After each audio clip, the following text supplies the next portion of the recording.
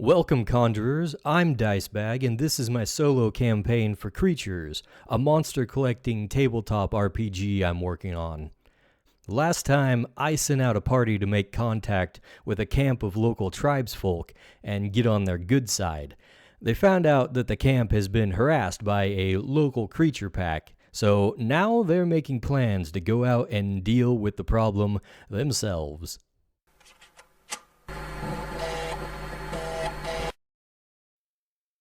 Alright, let's find out more information about the creatures. Let's see. What kind of creatures are they? Now this is in the evening, so we'll roll on the day chart. Syllabi. Ooh, interesting.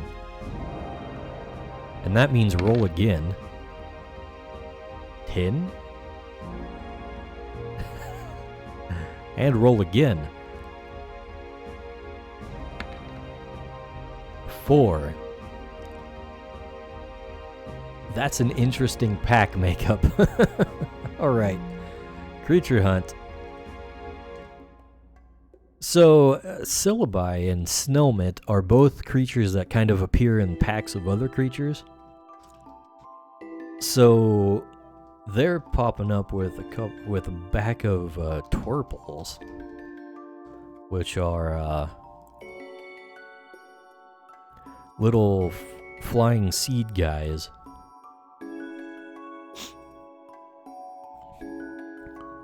So we're not sure. They probably wouldn't know how big exactly the pack is or its disposition or anything, so we're gonna leave that for later. What else do we need to know, though?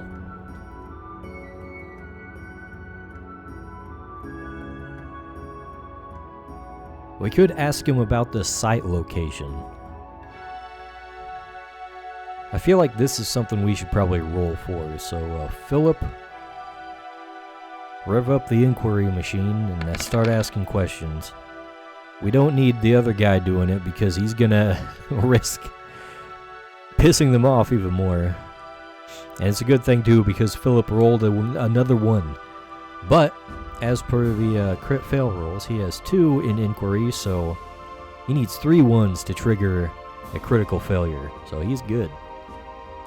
So he rolls 7, 1, 3, 10, 9, 7. He finds out all the information I could ever ask for as far as what this kind of site is.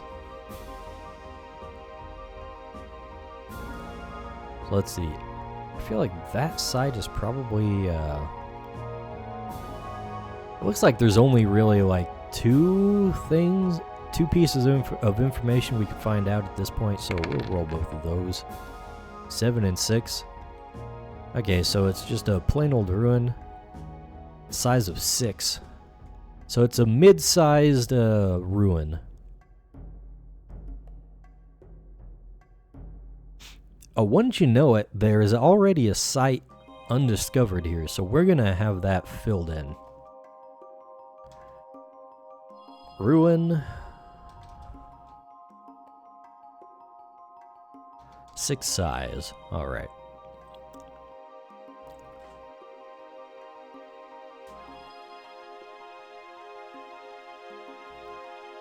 Actually, they don't know the location of it yet. They're gonna go on the creature hunt and try to deal with these guys tomorrow, because they need to have some rest. Because let's see, they went through 2 spaces, so they've got taken 2 stamina off.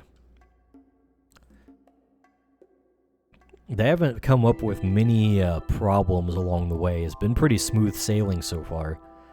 So we're going to... They're already at a camp, so they don't need to worry about like making a whole camp out of it. They can kind of mooch off the tribesfolk for a lot of it, but they are going to need to eat some food.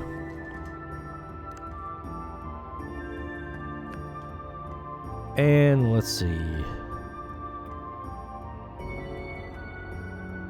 Where are the rules on camping? I need to find that. Camping. Alright, I'm going to be reworking some of this. But the main thing is I'm trying out a different way of handling roughing it. So let's see. Any talent plus survival is the role I'm looking for. So we're going to use this as a way to determine exactly how much they recover in terms of their stamina and mana. And they've only lost 2 from the travel, so they're probably going to do all right anyways. But let's see. Let's start with Philip. Philip has no survival, but he gets to roll 4 for his talents. And it just uses your highest talent. And he rolls 3, 4, 9, 10. Okay, he gets a pretty decent rest. Back up to full stamina for the next day before they go out and deal with this menace. Johan has 1 in survival and, let's see, 4 in fitness. Zaire gets to roll 5. And we're shooting for a 6. 6, 5, 10, 2, 9. Alright, he's back up to full.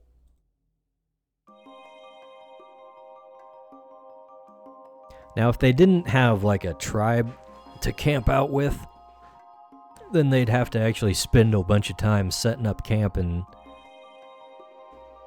dealing with all those problems. So let's see. Florentine's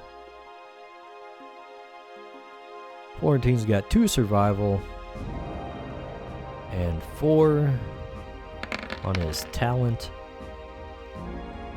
4, 8, 5, 5, 3, 10. Alright. Some of the worst rolls, but good enough. Good thing they didn't really go through a whole lot of terrain here, otherwise they might actually not be in tip-top shape for their battle the next day. So let's see, do we need to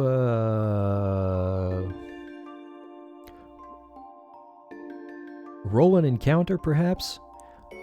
Would creatures attack an actual camp? Maybe. We'll roll for it.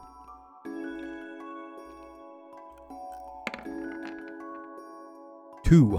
Alright, that is not an encounter. Nice. The night passes without a problem. And the morning comes and they're gonna be heading off to track down these creatures. Alright, so let's see. Tracking.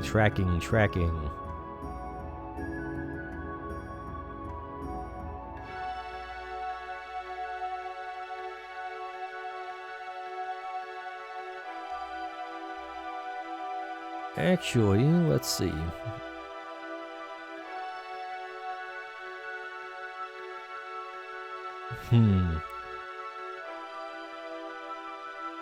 I think we're gonna... I'm trying to gamify this in my head. It's not... It's a little bit of a slow process. You know what? We'll just go ahead and... We don't really have any zoologists in the pack, in the party, do we? That's a shame, because that's kind of what we need for tracking the most.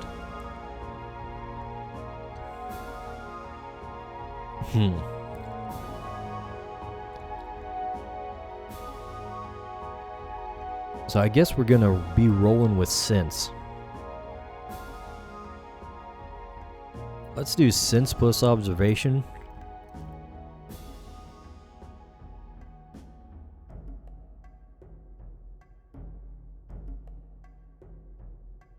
Actually, you know what? Let's get a gist of where they're coming from the people. So we're going to roll... Let's see. Intellect plus inquiry with Philip. Let's see, on a hostility of 7, 10, 3, 4, 5, 2, 4. He only scores 2 successes. So, let's see. Let's actually establish a complexity here. 3? Okay, so they're not far away. So we've already got 2 successes. The tribesmen have a good idea of where they are, and they point us in the right direction. So they're going to head that way, and then we'll probably have one of these other guys look to pick up tracks. Let's see, is Florentine any good at observation? He is, okay. So we'll use observation to look for any tracks. Observation plus sense is going to be 5 dice.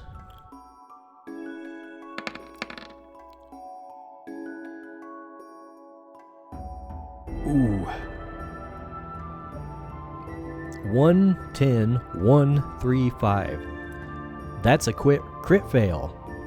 He's only got 1 in observation.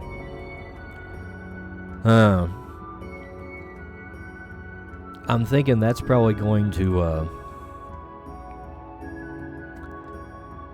lead them into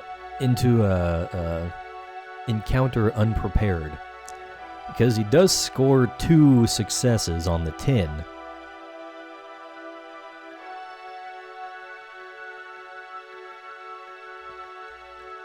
So he's got more than enough to beat the complexity between him and Philip.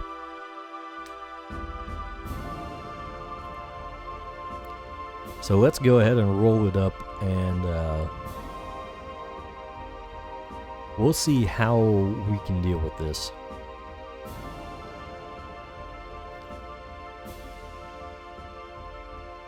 Alright. Roll a handful of dice. 10. Okay, that's like max hostility. Pack size is 7. Okay, that's not too bad. I know some of these are fairly weak creatures, so we can probably handle them with a group of 6. It's still kind of sketchy though. Ooh. So let's see.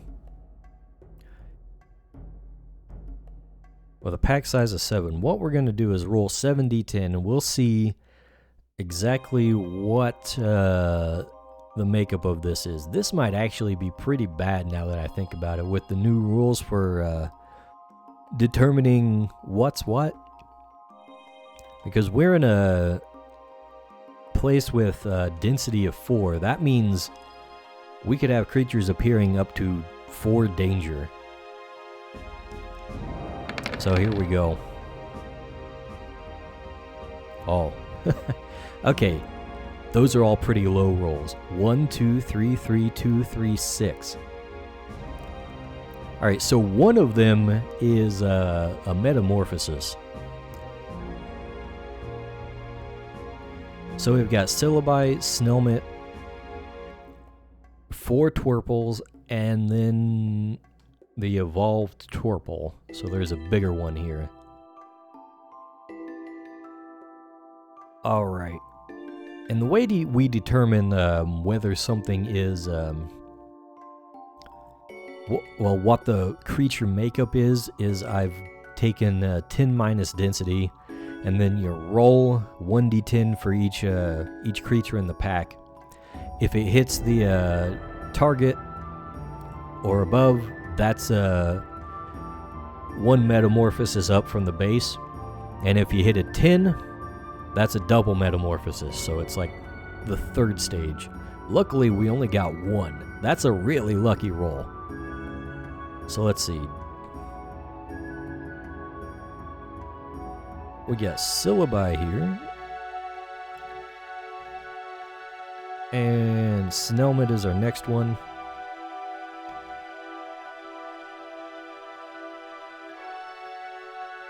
Uh-oh, Snellmet does not have the stats. That's annoying. Oh well. It's not a big deal. And where's our Twerples?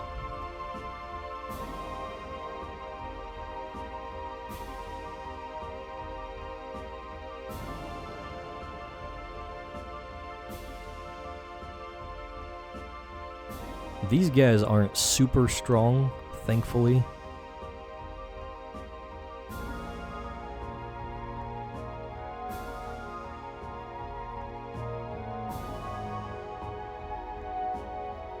And then there's one Twiggler.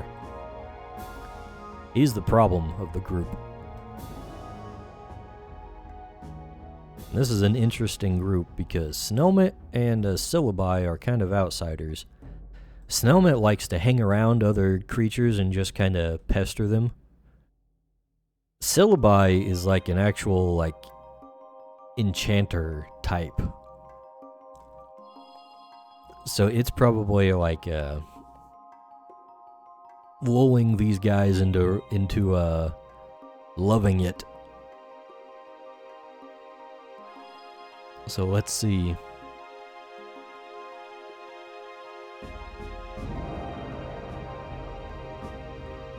Actually, I have totally gotten these wrong. I used the wrong, what do you call that? The wrong table. Let me replace this real quick.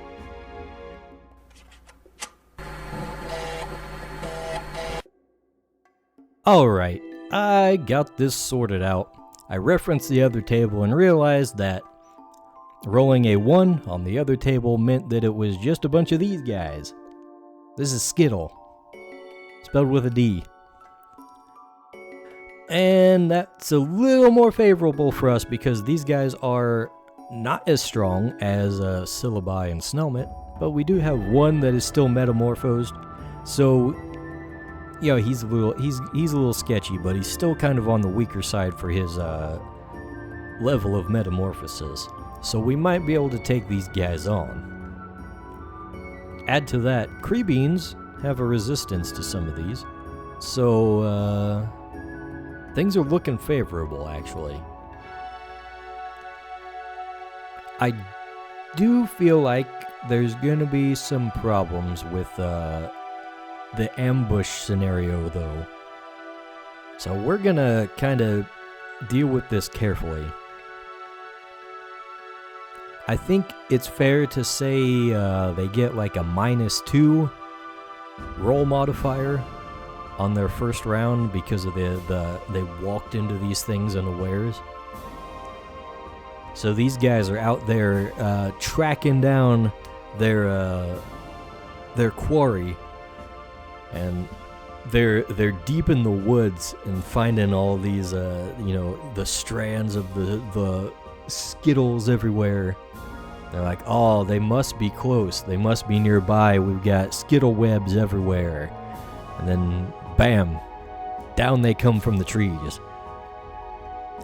Should have been paying more attention, guys. But yeah, we're going to have these guys square up. This is going to be a battle montage. We're not going to do a whole tactical battle, because I haven't really figured out how to do that on the fly yet. At least not in this kind of setting. And let's see, we're going to have to do this very carefully. Let's see. Now, Skittles are vulnerable to Construct, Fairy, Fire, and Martial. Luckily, Creebeans are Martial and Plant. Let's see, Florentine. See, I don't think they both have... Okay, one of them has the Leaf class. They both have the Leaf class. Okay, well, that sucks. Yeah, this is going to be a rough first round.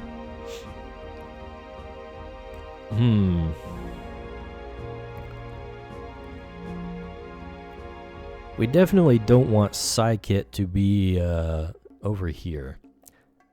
Psykit is going to be having a rough time. He's vulnerable to both Aberrant and Death types, which is what these guys are. So either way, he's going to be suffering. So let's see. We're going to have to be very careful about this.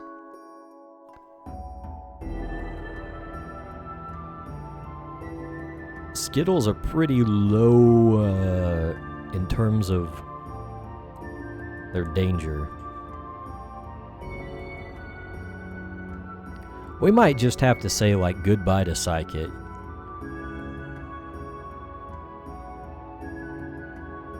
What we are going to do, we're going to have a Creebeen face off against Mumble because he's got the best opportunity to resist.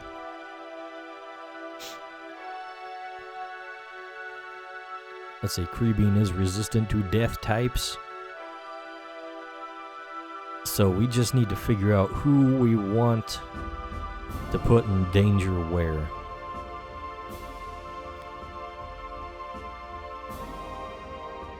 Maybe we'll have it like so, have all these guys square off against one of the weaker ones, and then this one can kind of attack one of the Creebeens.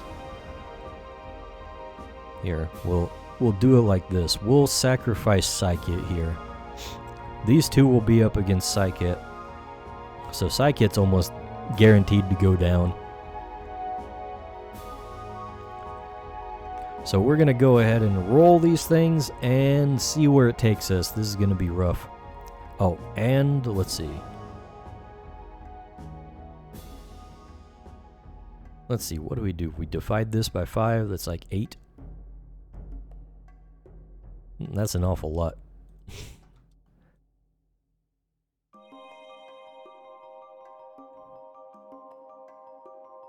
12 on this guy. 8. This is how many successes we need to score to finish them off. So, Psychic. We're going to start rolling with Space Wrinkle. Oh, wow. He's actually not coming out too bad. Let's see. Skittle has evasion of 4. And he's taken -2 for the ambush and -2 for the type disadvantage. Yeah, they are resistant. Okay. So he needs to hit an 8 or higher, right? An 8 or higher. He scores 6, 8, 10, 10, 3, 3, 5. So double 10s means double the hits. Plus an 8, so he scores actually 5 hits on this thing. That's not bad considering the circumstances. Psychic's going at it. He's teleporting everywhere and zooming people across the battlefield here. Let's see. Creebeen. Let's see. Do they have a resistance to... They do not have a resistance to plant. Alright. So they're going to roll their leaf blades. Actually, they should probably be blowing as many stamina points as possible. So we're gonna go ahead and have them.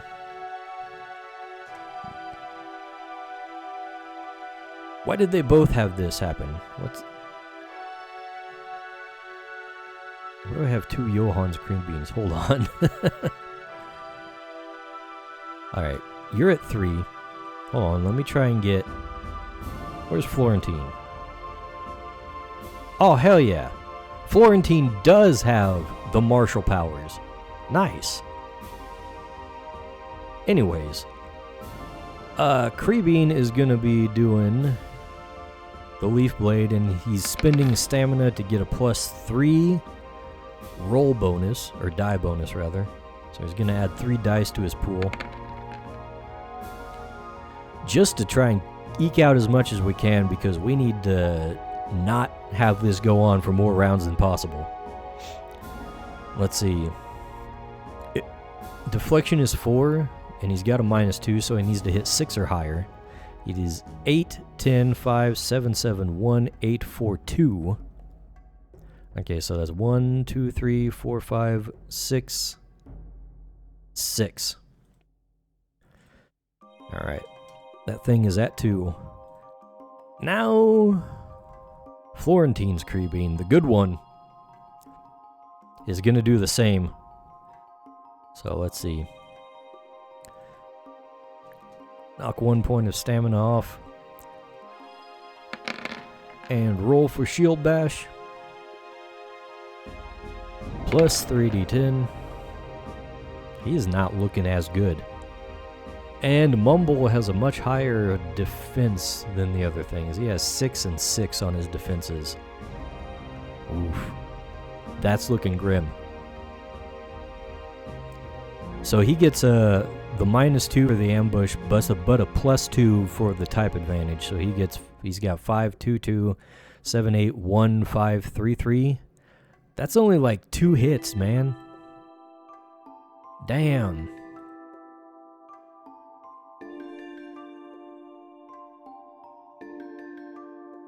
That's not good. Alright, Philip. What have you got? We're gonna have to take a look at his stuff. Philip's got a staff and an orb. Let's see. The orb does 7 dice. Staff blast also does 7 dice. Okay, it doesn't really matter. So we'll just roll for the staff. That's not right. What the hell? Oh no, wait. I rolled the staff strike rather than the staff blast. Okay. Makes sense. Alright, now he needs to hit a 6 or higher. You roll 6, 7, 2, 3, 9, 7, 4. 4 hits.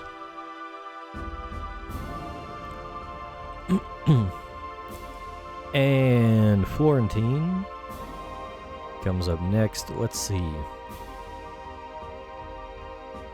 Let's give it a Rod Blast. I'm pretty sure that's his biggest one. Ooh. He again has to hit 6. He's got 10, 7, 5, 5, 10, 4, 2. Okay, so that's 5 hits. Ooh. I was hoping they'd be able to take out at least 1 or 2, but it's looking pretty rough. And let's see, Johan. You know what? I've been forgetting to actually spend stamina on these guys, so we're gonna do that right now.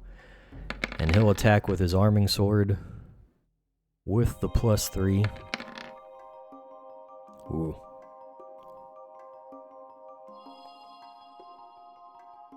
Let me see. Johan has 3 melee. Okay. He rolled 2 1s, so I had to double check. But he's got 10, 10, 1, 1, 10, 7, 5, 2, 9. That's 1, 2, 3, 4, 5, 6, 7, 8. That's just enough. Just enough to take this guy down. Alright, we managed to deal with 1. Now it's time for the retaliation hit. This is gonna be rough. Alright, let's say Creebeen.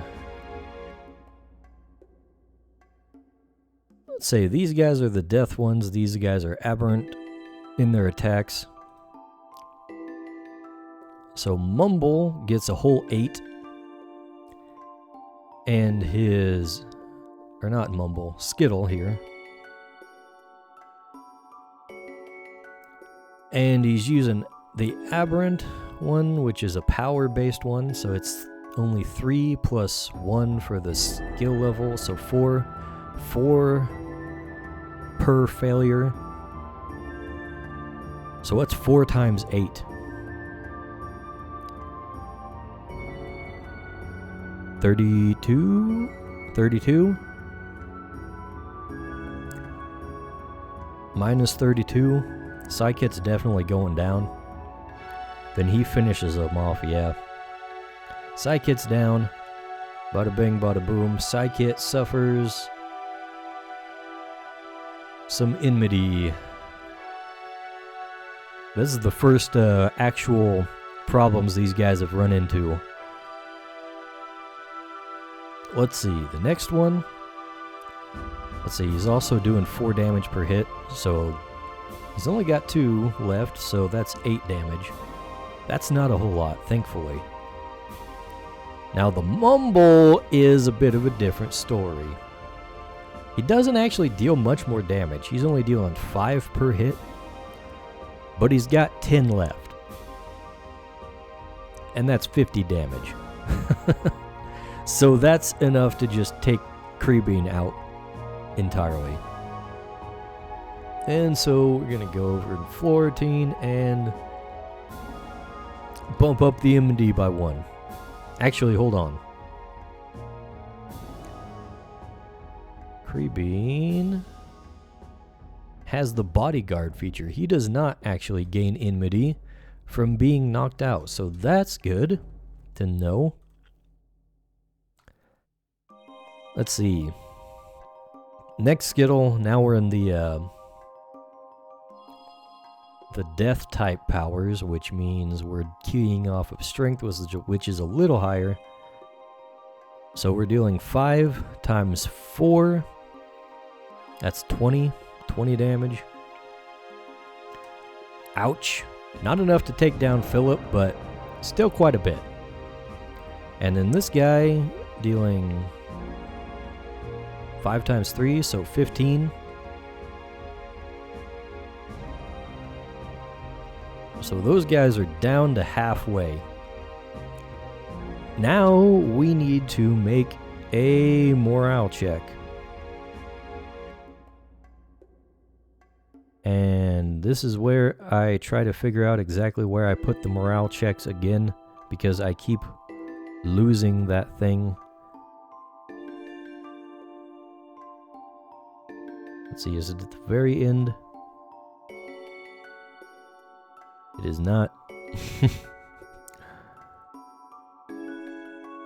Creature morale, pack size versus 10, minus highest danger. Alright, so the pack size is 6, so we're going to roll 60-10. And I believe the highest danger is only like 2. Yeah, so they have to hit an 8, and they hit the 8. Okay, they stick around for another round. That's not so good.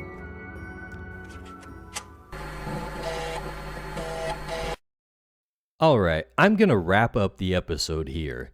Thanks for watching, and since you made it this far, don't forget to leave a like on the video and subscribe to the channel if you haven't already. But most importantly, leave me some feedback in the comments. The game is still in development, so I'd like to hear what people think. And if you want to see more, I've got all these sessions on a playlist that you can watch back to back. There's also a bunch of links in the description for other places that you can find creatures. So, until next time, farewell, conjurers, and may you walk the waking dream.